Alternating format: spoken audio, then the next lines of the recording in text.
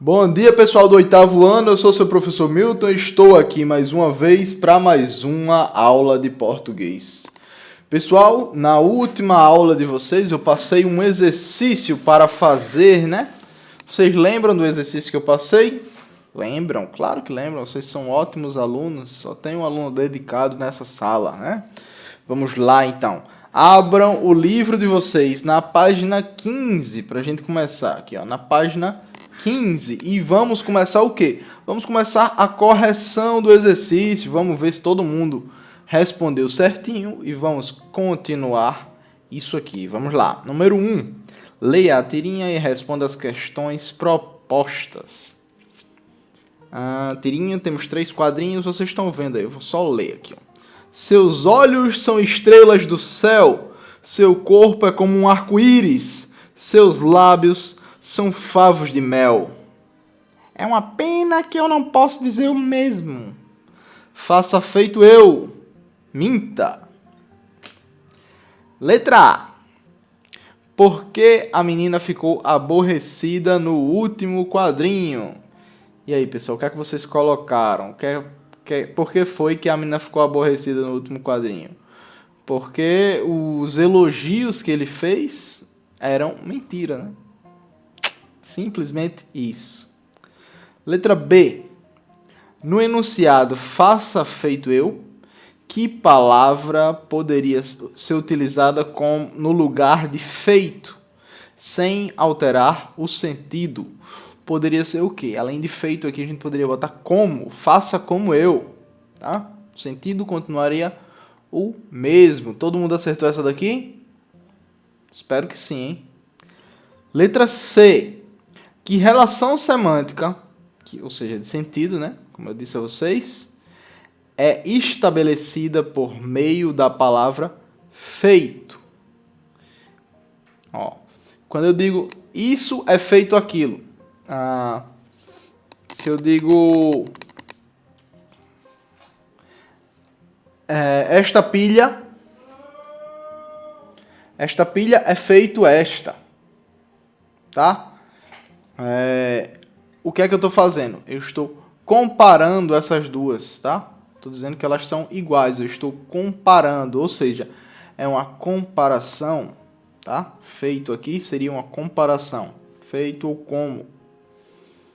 Letra D. Reescreva um enunciado da tira em que podemos identificar essa mesma relação de sentido. Ó, pessoal, aqui, ó, podia ser qualquer um dos enunciados do primeiro quadro, tá? Ali no primeiro quadrinho, ó, seus olhos são estrelas do céu, seu corpo é como um arco-íris, seus lábios são favos de mel, tá? Qualquer um daqueles dali seria a resposta. Se vocês colocaram qualquer um enunciado dali, é o certo, tá? Letra E, tá? Vamos lá, letra E. Que tipo de predicado encontramos no primeiro balão? Primeiro balão, vamos ver que tipo de predicado é aqui. Tá? Para a gente saber qual é o tipo de predicado, pessoal, a gente tem que saber qual é a parte mais importante dele, tá? Predicado verbal, a parte mais importante, ou seja, o núcleo do predicado está direcionado ao verbo. Ele gira em torno do verbo, ele tem relação direta com o verbo. Esse daí é um predicado verbal. O predicado nominal, ele tem a ver com o nome, ou seja, com um substantivo, com o sujeito, com seja lá qual for, mas com um nome. Ele está relacionado diretamente ao nome. Então, o predicado do primeiro quadrinho, ele está relacionado a uma ação ou uma pessoa? A uma pessoa, né? Ele está elogiando essa pessoa, logo é um predicado nominal. Predicado nominal. Letra E, predicado nominal. Quem botou assim está corretíssimo. Letra F, tem um bocadinho, né? Vamos acelerar para a gente poder corrigir tudo nessa aula. Letra F, qual é o verbo utilizado nesse predicado? Nesses predicados, né? Nesse começo. É o ser, são, ó. São, tá vendo? São, é o ser. O verbo ser. Letra G, o verbo expresso no último balão precisa de complemento. Isso é uma pergunta, tá? Eu não falei como se fosse uma pergunta, mas é uma pergunta. Precisa de complemento? O verbo expresso no último balão precisa de complemento? Vamos ver.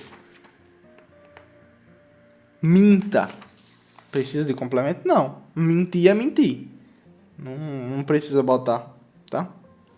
Mentir, ele é intransitivo. Ele é um verbo intransitivo, tá bem? Então, letra H. Se substituíssemos o verbo mentir no último quadrinho pelo verbo fingir, mudaríamos a intenção comunicativa da tirinha. E aí, pessoal, o que é que vocês acham? Se a gente colocasse fingir no lugar de mentir, ficaria diferente? Não, tá?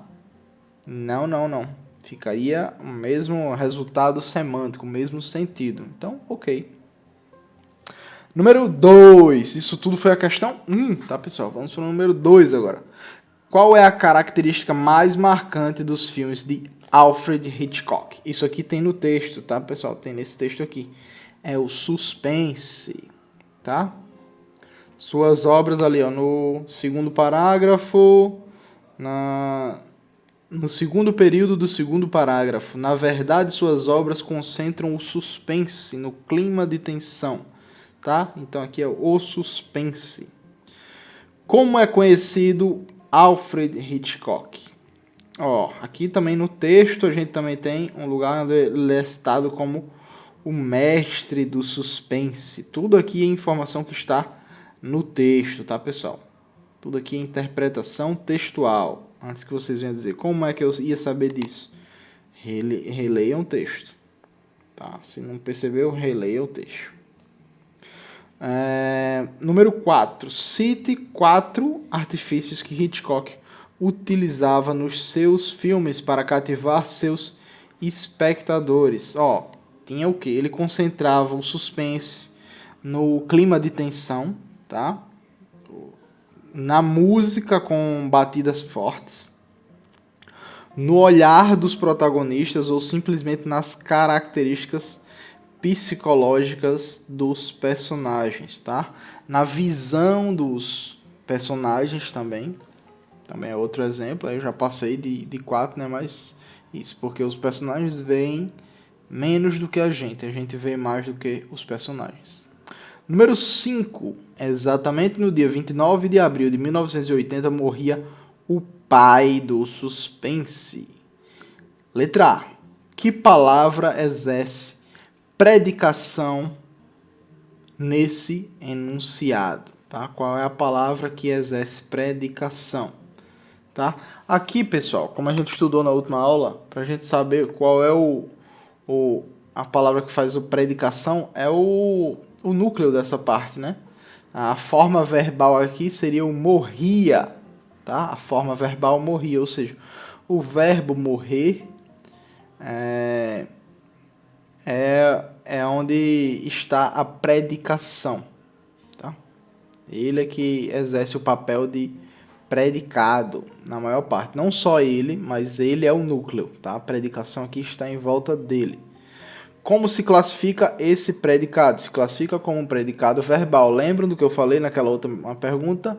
Se o predicado gira em torno, se o núcleo do predicado é o verbo, então é verbal. Se o núcleo do predicado é o nome, então é nominal, tá? Então é isso. Então aqui, como a gente tem o núcleo da gente é o verbo morria, tá? É nosso núcleo. Logo, o nosso predicado é verbal, tá? Ficou claro? Letra C. Nesse período, o termo pai do suspense se refere a qual termo expresso anteriormente no texto? Não se deixe enganar por essas palavras rebuscadas. Ó, ele está perguntando simplesmente aqui. Quando ele fala o pai do suspense, ele está se referindo a quem? Alfred Hitchcock, tá? Quem foi que morreu nesse dia, no dia 29 de abril de 1980? Foi Hitchcock, tá? Vamos agora para a sexta questão. Agora analise o trecho a seguir.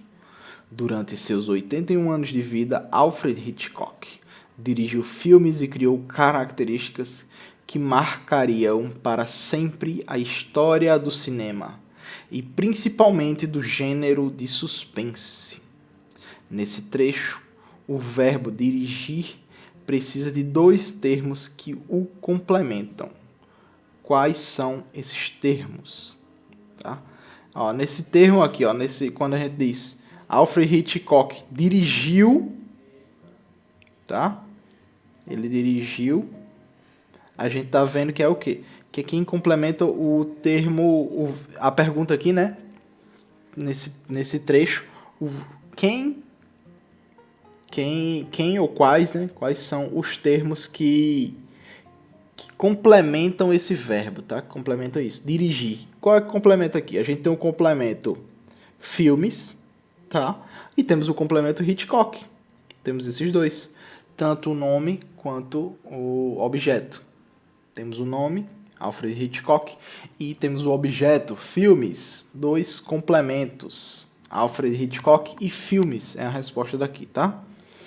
Letra B. Considerando a forma como esse período está escrito, é possível compreender que Hitchcock começou sua atuação ainda na infância, ou mesmo quando ainda era bebê? Explique. Sim, tá? Também a gente dá a entender assim, por quê? Porque a gente é levado a entender que ele dirigiu filmes e criou essas características que marcariam para sempre a história do cinema, tá? Hoje em dia, se a gente vê filmes de suspense e de terror, muitos deles bebem diretamente dessa fonte. E outros indiretamente, que bebem de outras fontes que beberam dessa fonte. Quando eu digo bebe dessa fonte, é o quê? É uma linguagem figurada, tá, pessoal? Eu quero dizer o quê? Que se inspiram pela mesma coisa, tem a mesma inspiração, tá? Então, aqui ficou claro? Sim, a resposta é sim, tá? Porque o leitor é levado a entender que ele dirigiu filmes e criou características que marcariam para sempre a história do cinema durante toda a sua vida, tá? Letra C. Quais verbos nesse trecho indicam ações feitas por Hitchcock? Temos o verbo dirigiu e temos o verbo criou. Dirigiu filmes e criou características. Dirigiu e criou. Letra D. Embora permitida pela interpretação literal do enunciado, essa leitura não é autorizada pela realidade. Como poderíamos desfazer esse problema de sentido? Aqui, pessoal, o que é que ele está dizendo? Que não tem como ele ter criado coisas desde bebê. Não tem como, tá?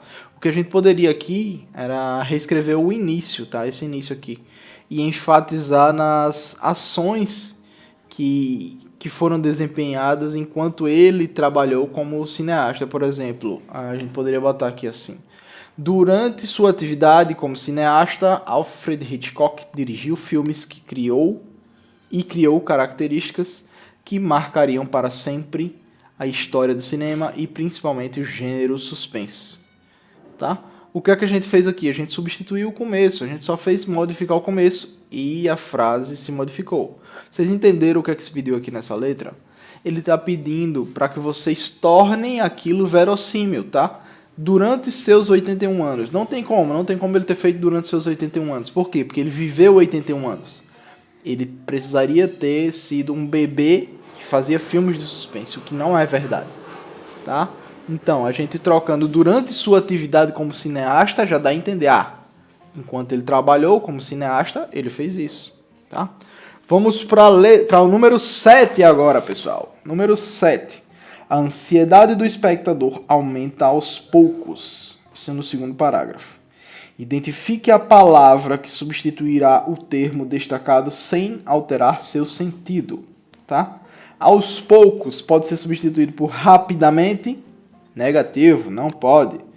Aos poucos pode ser substituído por gradativamente. Correto, pode sim. Ou seja, a opção correta é a letra B. Tá, pessoal? Letra B. E temos o número 8 para finalizar aqui. Temos uma tirinha. Café vai acontecer amanhã e nós dois aqui Indefesos, pobres criancinhas entregues à própria sorte, um desastre anunciado. Não há nada a fazer a não ser esperar a prova da professora Norma. Ocorrerá às 10 horas. Pelos corredores, lamentos e gritos de pavor depois da prova. Nossos pais vão colocar a gente de castigo e não há nada a fazer. Pera aí, você assistiu Psicose? Vamos lá. Letra A. Qual o conflito vivenciado por Pré-A? Ele está tremendo de medo da prova da professora Norma. Vocês não vão ficar assim com as minhas provas, né, pessoal? Vocês sabem que minhas provas não são difíceis desse jeito e vocês vão estar preparadíssimos para elas. Letra B. Por que Café questionou o amigo se ele havia assistido o filme Psicose? Porque Pré-A estava muito assustado com as provas, tá? E as palavras deles mostravam essa aflição da narrativa, como se ele tivesse assistido o filme e ainda estivesse sendo influenciado por ele, tá? Ele faz referências a isso. Letra C. No primeiro quadrinho, Pré-A empregou uma palavra no diminutivo. Qual é essa palavra? Temos criancinhas ali, ó, criancinhas. Letra D. Qual foi a sua intenção ao empregar essas palavras? Essa palavra, aliás. A intenção dele foi aumentar o suspense da narrativa, tá? Foi isso mesmo, tá? Pessoal, a aula de hoje vai ficando por aqui, tá bem? Muito obrigado pela atenção de todos vocês e até mais. Tchau.